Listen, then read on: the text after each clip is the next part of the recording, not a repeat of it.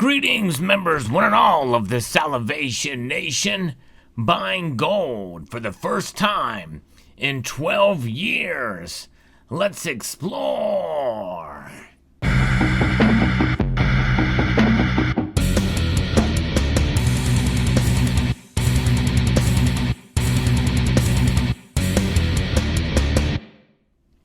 Now, you know that's not referring to me.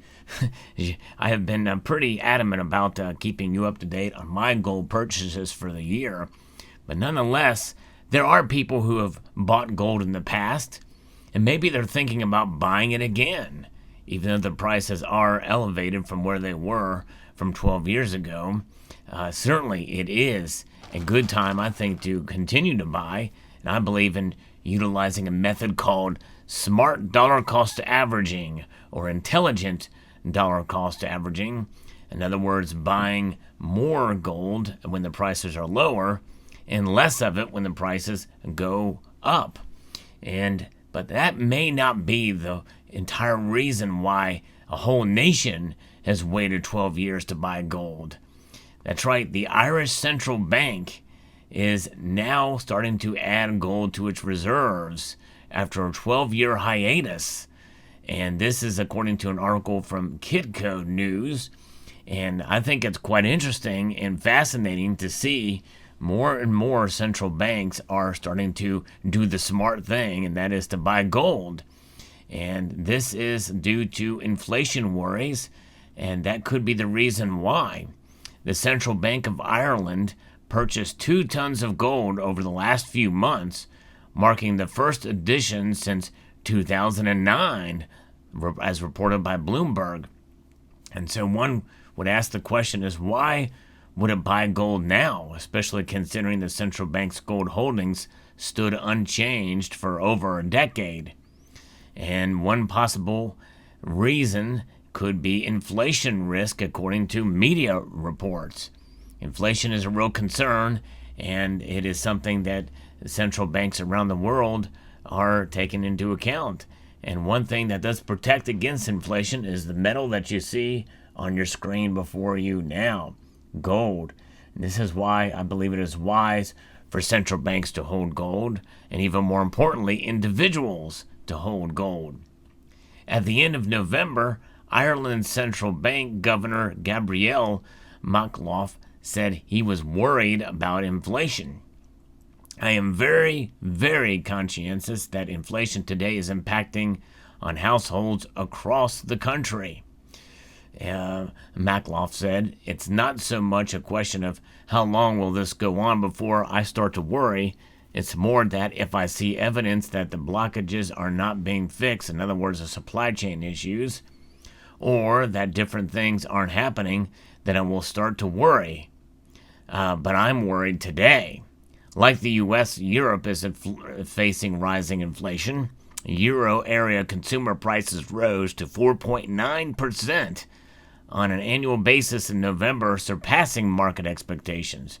In Ireland, inflation reached 5.1% in October, the highest rate since 2007. On a global scale, central banks' interest in gold is picking up this year. Earlier this week, markets digested the news that the Central Bank of Singapore increased its gold reserves by 20% this year, buying gold for the first time in 2 decades. For them, that is interesting. Wow. The gold purchases made between May and June, totaling 26.35 metric tons, according to the data from the Monetary Authority of Singapore's International Reserves and Foreign Currency Liquidity Report. This boosted Singapore's total gold reserves and reported 153.76 tons. Overall, global gold reserves rose by 333.2 tons during the first half of the year, according to data provided by the World Gold Council. Other notable purchasers were Thailand, Brazil, and Hungary. So there it is, gold. It is the metal that I think is really amazing in how it does what it does over the course of millennia. No matter what kind of technologies rear their heads, ugly or otherwise, one thing we know for sure is gold's unchanging properties even though the designs may change on many different kind of gold coins out there. It's a lot of really cool, unique designs that make their way on coins these days. But the gold itself is unchangeable. It is something that is recognized, and with just a little bit of a testing or just recognizability by security features on a particular coin means that you are golden in wealth preservation, and that's what it's about. And so surprising, pretty amazing to see here. Buying gold for the first time in 12 years, or maybe even for the first time in 21 years. Looking more at that story on Singapore, the Central Bank of Singapore increased its gold reserves by 20% this year, buying gold for the first time in 2 decades. And the gold purchases were made between May and June, totaling 26.35 metric tons, according to data from the Monetary Authority of Singapore's International Reserves and Foreign Currency Liquidity Report. And so again, that moves it up to 153.76 tons. The gold acquisition was only noticed when the data were included in the International Monetary Fund's monthly update. According to the IMF numbers, this was the first increase in Singapore's gold reserves since 2000. It's unclear how much MAS, Singapore's central bank, paid for the gold bullion, but according to Monday's the gold price previously, it'd be worth about $1.5 billion. And the purchase was also highlighted by the World Gold Council's senior analyst, Christian Gopal, who tweeted last week, "Here's something interesting in the latest IMF stats. The Monetary Authority of Singapore added 26 tons of gold to its reserves over May and June of 2021. First gold purchases since at least 2000, and another instance of a developed market central bank buying along with Ireland."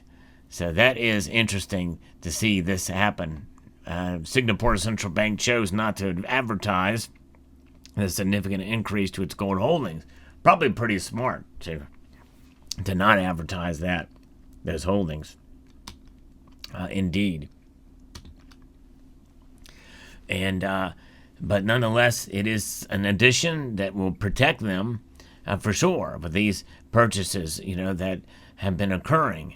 And so we'll see how it plays out. But nonetheless, it's exciting. I think it should, when you hear about cases of central banks buying gold, especially after a long period of time where they're not buying, a long pause of buying gold, and then they start buying again, that should bolster your confidence in gold's stability as a store of wealth, even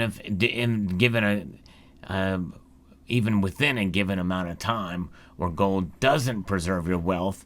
In other words, this year, if you bought gold at the beginning of the year and you look at the price now and bought all your gold from this year, more than likely you've lost out. But it just depends on how you buy and when you buy, which again harkens back to my earlier comment that when you buy gold, it should be utilizing dollar cost averaging so that you minimize losses and also minimize gains.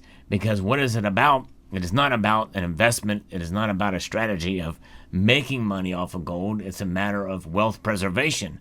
And that's what gold does exactly over the course of a long enough time.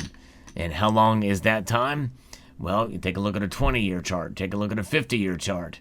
We're talking decade or more.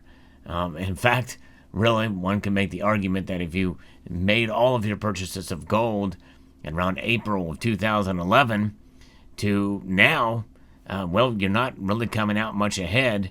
You might even be behind a little bit the 8 ball because it's below the record high, at least that 2011 period. Although it did reach high of 2050 to 2070 in August of last year. But nonetheless, there it is, buying gold for the first time in 12 years. It's nice to see.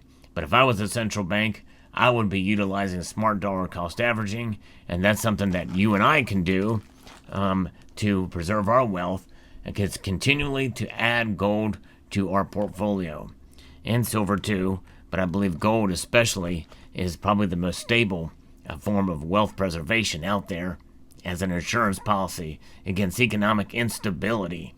So there you have it. Let me know what your thoughts are. I'd like to extend a multitude of gratitude to you all for taking the time to watch, and to encourage you to please rate, share, comment, and subscribe.